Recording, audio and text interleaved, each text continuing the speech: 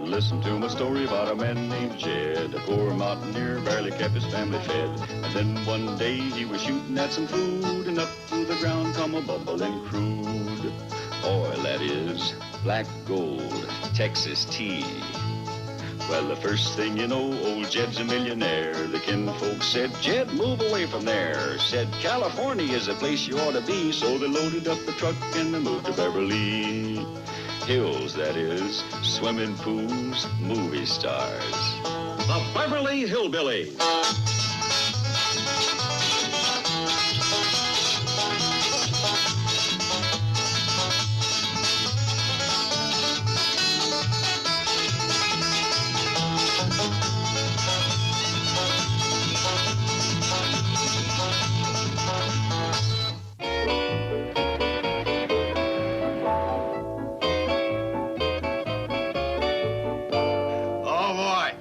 This week's episode of Superbank is really terrific. Hey, look at this. Chief, I am trying to drive. And besides, we're already late for Jethro's farewell breakfast. Farewell breakfast. He's not going into the Army Reserve today. He's only going for an interview and a qualification test. I know, but the Clampetts think he's going. And besides, we have already kept them waiting because you had to stop and buy those stupid comic books. Superbanker is not a stupid comic book. It's the thrilling adventures of Harold Hart. In everyday life, a mild-mannered bank president. Oh, shut up. This is inspirational literature. Oh, come now. A bank president who sneaks into his vault and comes out as Money Man? Yes, Money Man. A patriot that fights for the things that make this country what it is. Baseball, mom's apple pie, hot dogs, second mortgages, hidden interest charges.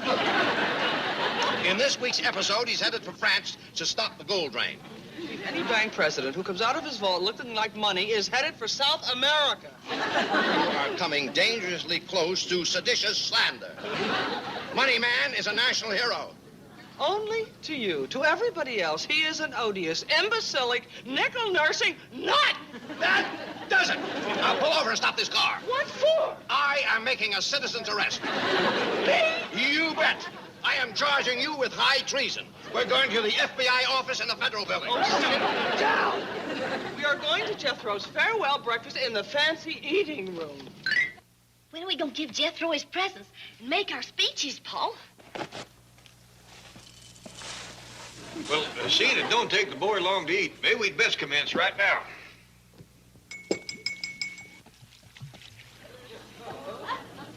Jethro, I know how you must feel this morning. Leaving home for the first time is a mighty solemn occasion.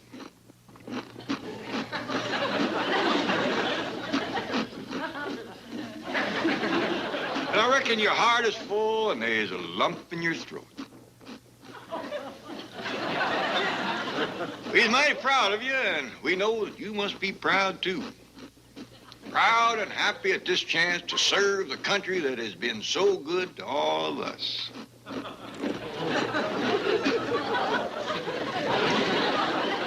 You have heard your country's call to duty, and this is your answer.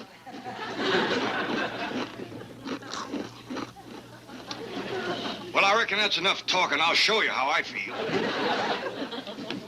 Don't shoot him, Jed. I ain't said my speech yet. I ain't gonna shoot him, Granny. I just want to give him a squirrel gun.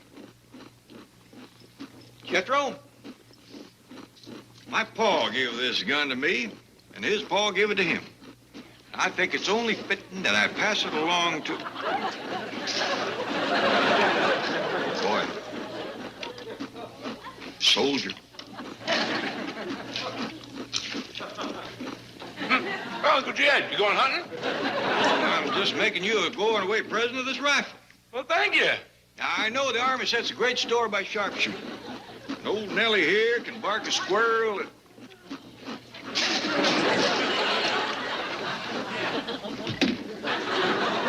All right, Granny, you give it a try.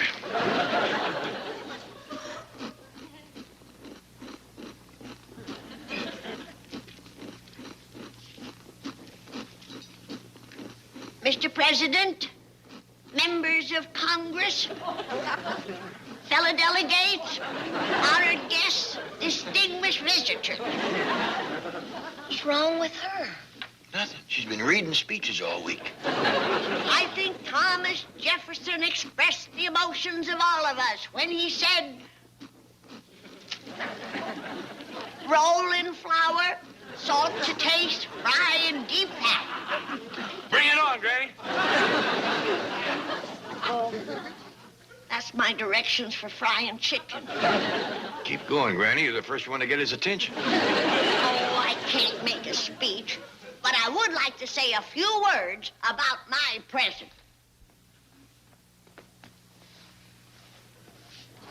Jethro, I want you to wear this uniform with pride and valor, like my granddaddy wore it in the Great War.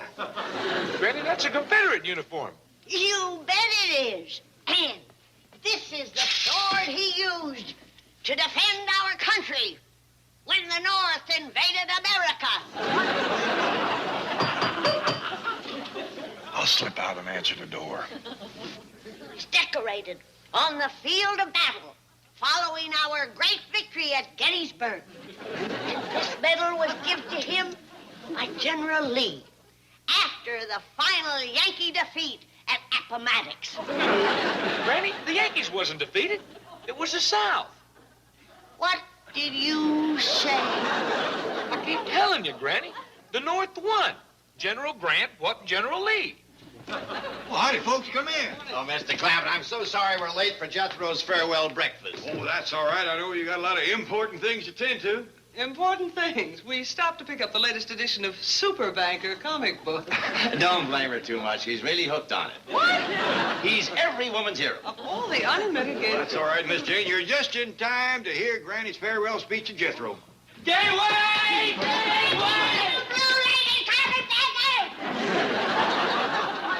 She must have made a very moving speech. Yeah, I ain't seen the boy move that fast in a long time. What was Jethro carrying? His breakfast. He ain't one to let saving his life standing away eating. Oh, howdy, Miss Jane, Mr. Drysdale. Ellie? I didn't have a chance to give Jethro my present. Well, we'll get to that. Y'all go in the fancy eating room. I'll go fetch back the guest of honor and the Speaker of the House. What are you giving him, Ellie? Well, I made him a whole box of ladyfingers. He likes a snack between bites. You mean between meals? Not Jethro. Well, here's my little going-away present, soldier boy. Something to decorate your barracks. Thanks, Miss Jane. Oh, what is it? It's a pin-up picture of me. Please, not while we're eating. Wow! A dog! Let's see.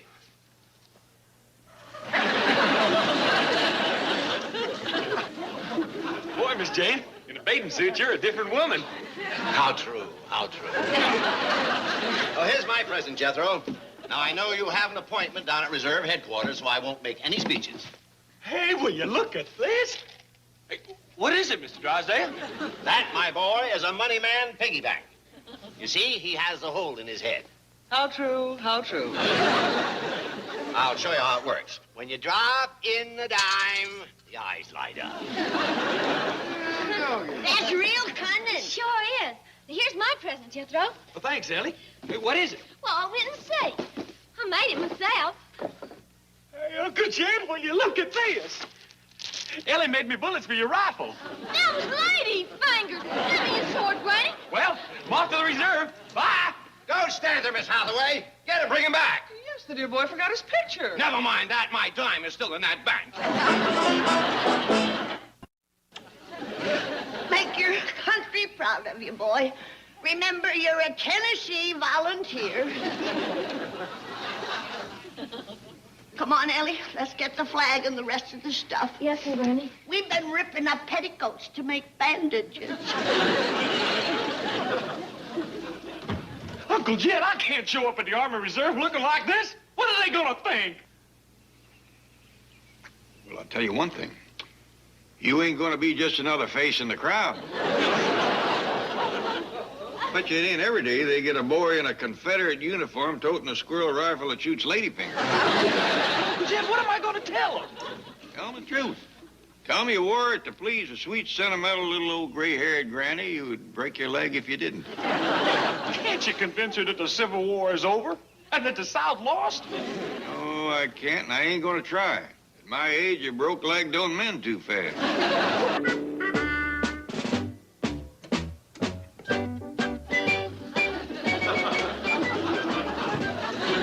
Sir, I hope you won't go to laughing at the uniform right off.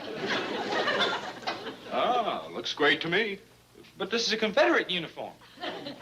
Yeah, I know. Sit down, I'll tell the colonel you're here.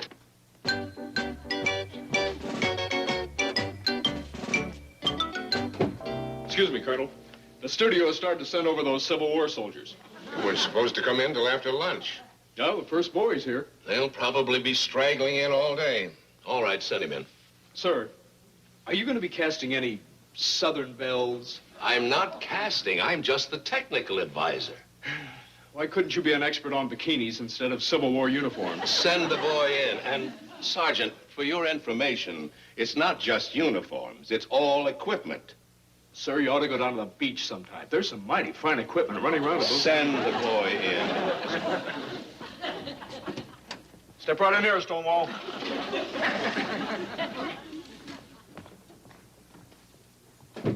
Turn around. Excellent. Very authentic. Tennessee Volunteers. Well, how'd you know? That's my job. Let me see the gun. Oh, I can't let you use this. Why not? Too good, too modern. Okay, you can go now. You're in. In the Army? That's correct. I'm gonna fight. You sure are. You're gonna get licked, but not until you put up a real scrap. Well, excuse me, sir, but who am I gonna be fighting? The Union Army. Where? Culpeper Plantation. You rebels will be dug in, and Grant's troops will surround the place. Well, where's the Culpeper Plantation? Somewhere up in Beverly Hills. You'll be taken there. We don't want the public to know where the shooting's going to be. You mean it's gonna be the Civil War all over again? It better be. That's what I'm being paid for. Well, when's all this gonna commence? Monday morning. Didn't they tell you anything? No, sir. Well, you'll find out soon enough. I've said too much already. Can't I take my gun? I told you no. With guns like that, the South would win the war. They hired me, so mistakes like that won't happen. See you Monday.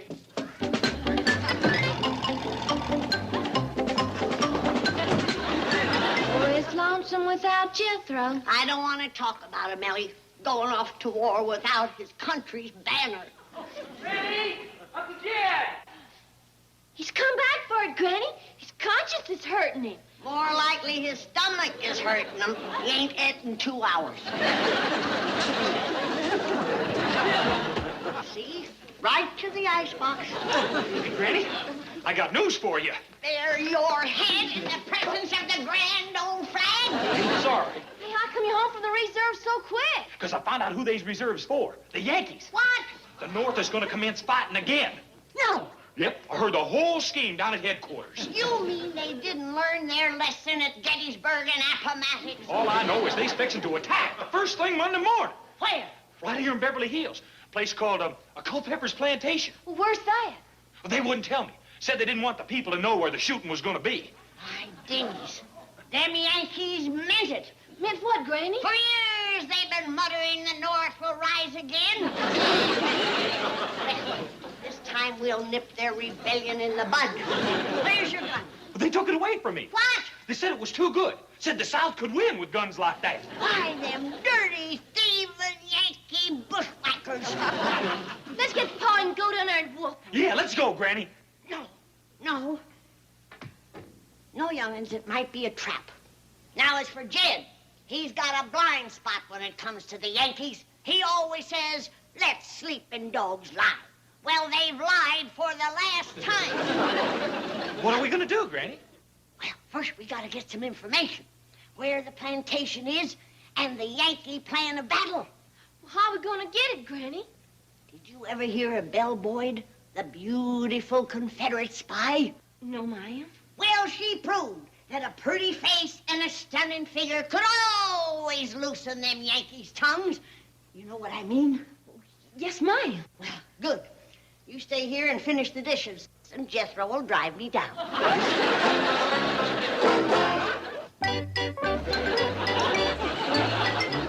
Ready to go, Granny. Jethro, go change your clothes. If they see me consorting with a Confederate, they'll know I'm a spy. Yes, Granny. It beats me how the South won with boys like that.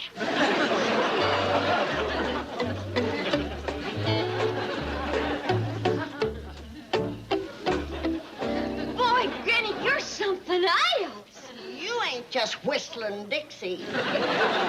One look at my leg, and them Yankees will blab everything they know. And if the cap don't get 'em, the coat will. Granny, I'm all done with my dishes. Can I please come along? No, honey. In the dangerous game of toying with a man's emotions, there's no substitute for experience. And I need all I can get. It's been a long time. Well, couldn't I just watch and see how you vamp them, fella? On one condition. Well, what's that? The tricks I learn you can drive a man stark, raving mad. You gotta promise to only use them in the defense of your country. I promise. All right. Well, I best go put on a dress. I wouldn't want him to think I was a boy. Beats me how the South won with girls like that. Okay, fellas, you want to step inside, please? Sergeant, have you been to lunch? No, sir. Well, you go ahead. I'll manage. Thank you, sir. Very good. Excellent. Can you ride? Yes, sir. I've done some cowboy parts. Oh, hey, that's something I wanted to ask about. The script calls for me to ride. Do I have to? Well, you certainly can't go charging up to Culpeper Plantation in a Jeep. Well, what about a buggy? It looks like I'm going to be spending some time with General Grant. Do you mind sitting in for the sergeant? Not at all. Thank you. I'm expecting some more people. Any Southern belles? Dozens of them. You and Sergeant O'Hara. Here, take this with you. Hold it, General.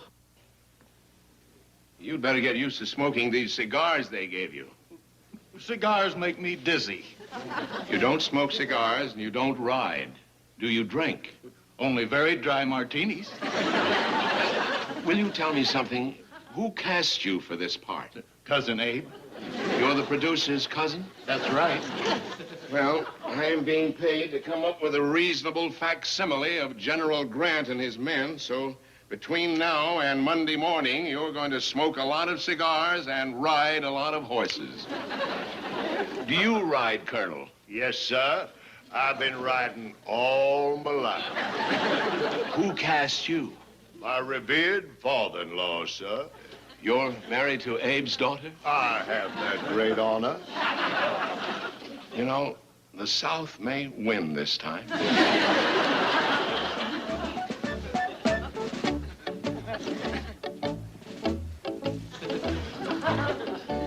Jethro was right. It's a Yankee soldier. Do. You hang back and watch. I'll soften him up. Hello there, soldier boy. I'm sorry. I didn't hear you come in.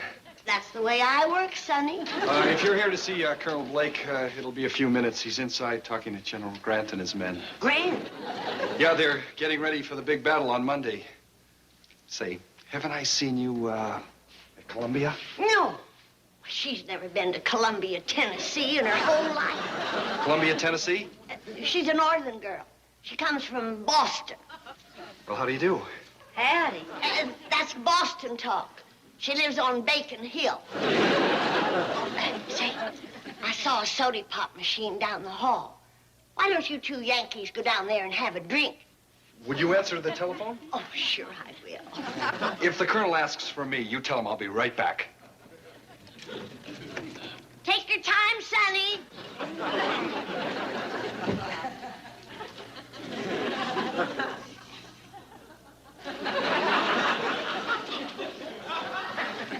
It can't be Ulysses S. Grant.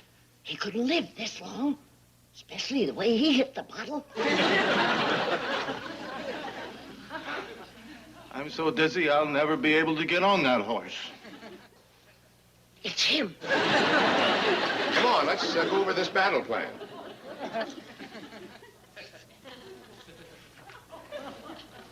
Now, concentrate on this map. Here's the Culpeper plantation. I don't know how to read a map. Besides, I can hardly stand up. That's how we lost Richmond. Now, the first attack on the Confederate position will come at dawn on Monday. Dawn? I'm having a party Sunday night. I can lead the attack, sir. I make a dashing figure on a horse. Listen, Colonel Chitlin, with that accent of yours, we're going to put you in a Confederate uniform. Same old bunch of Yankees, still fighting dirty. Why can't we have the attack Tuesday morning? Because my orders are Monday. Well, I'm going to get in touch with Abe. Abe! Oh, you're back.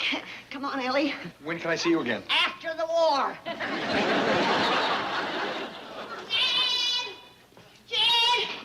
Jed! Granny, where you been and where'd you get my gun? General Grant's headquarters. What? General Ulysses S. Grant is alive and planning to attack the Culpeper's plantation at dawn on Monday. I think you've had enough of that. Don't knock it, Jed. You ought to see what it's done for Grant. Where you going? I'm going to warn the Culpeppers that Grant is coming. You'd have to be pretty near 150 years old. This is the wildest thing I ever heard. That ain't nothing. Wait till you hear who else is alive. Old Abe himself.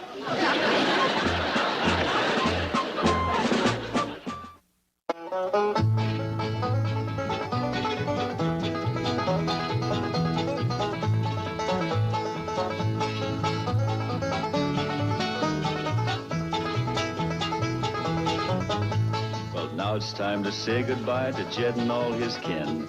They would like to thank you folks for kindly dropping in. You're all invited back next week to this locality to have a heaping helping of their hospitality. Hillbilly, that is. Set a spell. Take your shoes off. Y'all come back now. Here. This has been a Filmways presentation. Viacom.